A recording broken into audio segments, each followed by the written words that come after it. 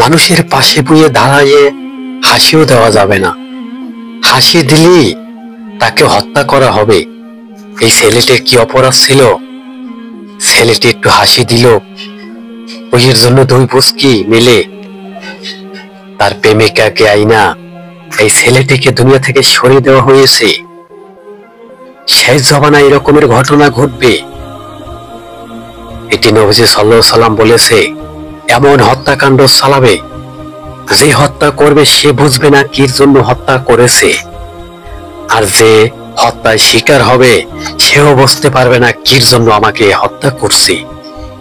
এরকমের ঘটনা অনেক ঘটতে আছে, যেটি সোশ্যাল মিডিয়ায় উঠে ওইটি মানুষ নিয়ে তোলপাড় শুরু করে। কিন্তু এটি দেখছেন গোপনে গোপনে অনেক মায়ের বুক খালি করতে আছে। এরকমের বেহায়া নারীদের কারণে আজ ছেলেদের পৃথিবী থেকে সরিয়ে দেওয়া হয়েছে। সাবধান মুসলমান, সাবধান। রাস্তাঘাটে হাঁটলে আপনি যদি হাসি দেন, কোন নারী যদি দেখেন আপনার সন্দেহ লাগে, ওই নারীকে পুলিশের আওতায় ধরিয়ে দিবেন। না হয় আপনাদের উপরেও যে কোনো মুহূর্তে কিছু কিছু নারীরা অ্যাটাক ফেলতে পারে। না হয় শেষ জমানায় এমন এমন ঘটনা ঘটছে, এমন হত্যাকাণ্ড চালাচ্ছে, পরকীয়া কইরার পরেও পৃথিবীর ভিতরে তারা কিভাবে বেঁচে থাকে, এবং এই সমস্ত নারীরা পৃথিবীর ভিতরে হত্যাকাণ্ড শুরু করছে। আমরা এই সমস্ত নারীদের ফাঁসি চাই, জীবনের বদলায় জীবন।